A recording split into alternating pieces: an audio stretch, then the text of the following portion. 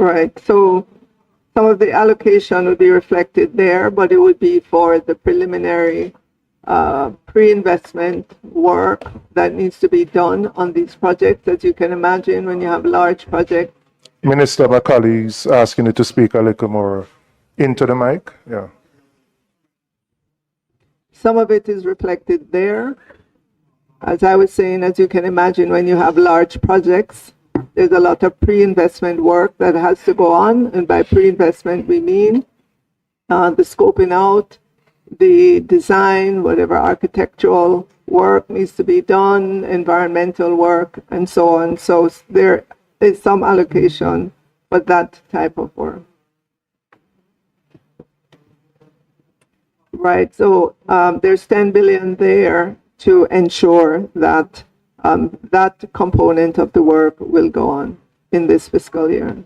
In 27, upcoming fiscal year. All right, so the 2.4 billion US in funding for private sector projects, that would be dependent on projects that are presented to, for example, like an IFC as an example, the private sector arm of the World Bank. So if individuals present projects, that money is available.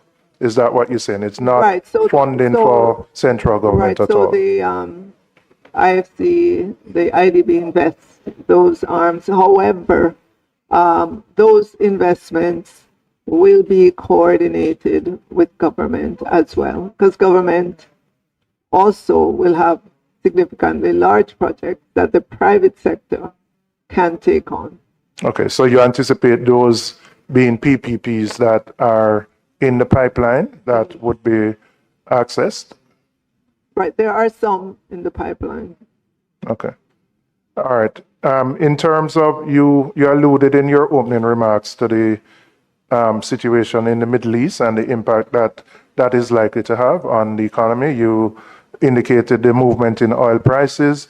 It has two effects. It will have a balance of payment effect, but also you will collect some more tax revenues from GCTs and STCs. What contingencies are in place to deal with the likely impact of inflation from the increases in oil prices, particularly on those who are most vulnerable? All right. So the war that started, it's in its first week. The impact we would begin to be very concerned about the impact depending on how long the war goes on. In the near term, we will see the first effect of it through oil prices here in Jamaica. We expect consumers in the near term to manage their budgets accordingly. Again, it's going to depend the longer term impact of it and whether or not government will be required to assist will depend on the duration of this war that's happening in the Middle East. So it's something that we're watching closely.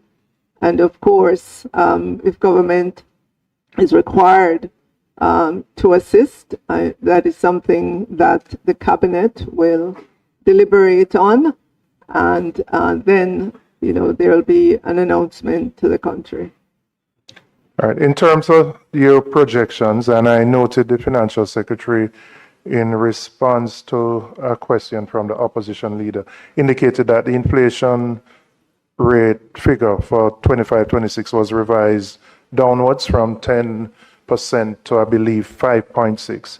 You have projected a nominal GDP growth of 9.2% for 26-27 and a real growth of negative 0.5%, which assumes a deflator of 9.7%. Given the downward revision in inflation, does that deflator, do you believe that that deflator is still accurate and will still hold? Because inflation has moderated relative to the original expectations? It's interesting that you should narrow in on that because that is the contention of the fiscal commissioner, that our inflation numbers were too high, and he pointed out the risk of that. So it's interesting now that we are being asked, why do we take that down to 5.6%? Well, let me say, at the time of the estimate of the 10%, you have to go back to December, January, when these numbers were being put together. You know, in the environment in which we were at that time, food prices were up significantly. You recall the price of green pepper and other items were just off the charts. So it was not unreasonable at the time to have estimated inflation of that magnitude. We have since seen in new inflation numbers, they've moderated quite a bit. And so we've gone back and made the reduction in that early number to reflect the new data that became available to us.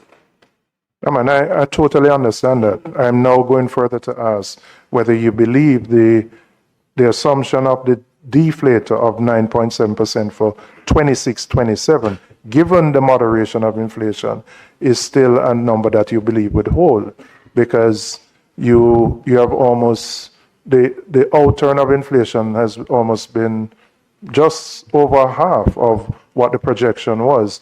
The 9.7 deflator assumes built in probably a larger than real inflation number. So I'm saying with the moderation and accepting now with the Middle East conflict that there are uncertainties.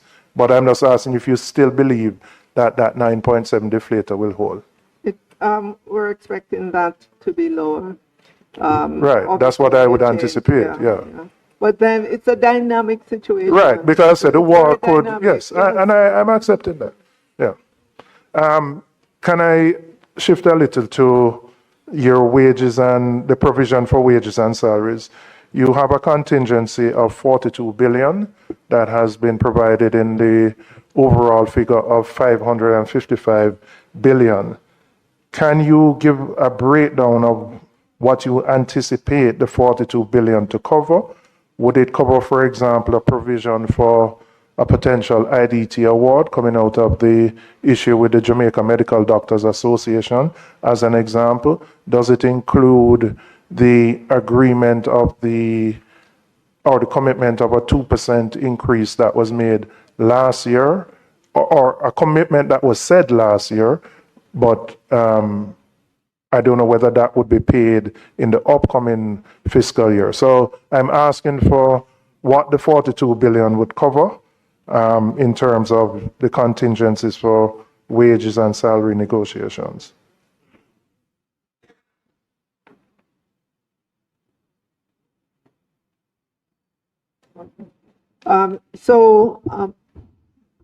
Member, as you correctly identified, the 42 billion that has been provided in the budget for wages and salaries anticipate that there will be a settlement in this new fiscal year, and we have to make provision for that, whether or not it happens.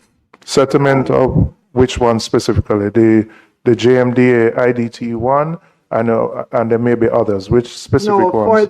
For the government wage offer that's on the table. At least we had to create space for that in the budget.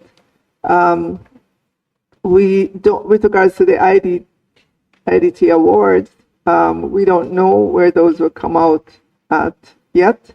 We have other contingencies in the budget from which we could draw from. But given that that we know what is the offer from government, we're able to estimate how much that is and put that in the budget. One of the issues raised by the fiscal commissioner relates to the misalignment of the negotiating cycle between the unions and the government in preparation for the budget. I know for 25-26, the unions would have presented their claims in about November of 2024 in anticipation of the new fiscal year. But it has taken the government much longer than anticipated to conclude those negotiations, which means you keep having to carry relatively large contingencies because you don't have an accurate figure of what your commitments are going to be.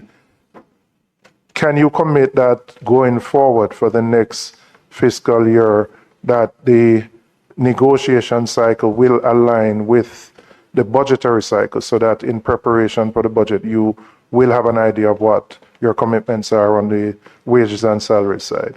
Okay, so the alignment with the budget will be, it's not just the government. The government can't just decree that wage negotiations align with the budget. You know how negotiations work. Two sides come to the table. This side says, I have A. The other side says, I want A plus, whatever that plus is. And it takes a while to negotiate, to come back to the table, to leave, come back again. And the two sides have to meet. Yes, I understand what the fiscal commissioner is calling for. It's calling for certainty in the budget. But that's why we have contingencies in the budget, because there are always uncertainties in the budget. Of course, government would love to settle with the unions. That goes without saying. But it takes two. It's not just the government. Government cannot decree a wage settlement. We have to sit at the table with the unions as many times as required for us to get to an agreement. And that's how it is. We could walk into parliament and we could legislate, but in reality, the process is what determines the cycle of the wage negotiation. But I fully understand where the fiscal commissioner is coming from and just the risk to the budget when you have the wage negotiation outstanding without any idea of when it will be concluded. All right. I want to shift to your revenue measures, and in particular the environmental levy, the increase in the environmental levy, and the movement of the levy from 75% to 100% of sales. This measure will place local manufacturers at a competitive disadvantage vis-a-vis those who import products. And it could be the exact same product. The importer would pay the levy on the imported inputs, whereas the local manufacturer pays 100% on the value of sales. So there is if you want to call it an unintended consequence, where the local manufacturer is placed at a disadvantage relative to the importer. Have you recognized that, and do you intend to address that anomaly or that deficiency in how the tax measure was proposed?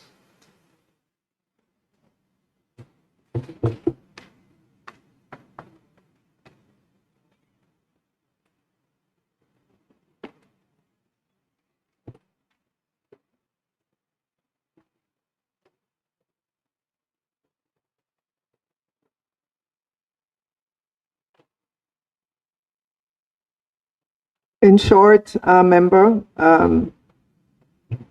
my technical person, just from listening to your question, has indicated that that is not the case in terms of the domestic and the importer being on an uneven playing ground. That is not the case. Meaning, you're saying it's not the case. So the importer pays on inputs, but the manufacturer pays on total sales. That's not the case?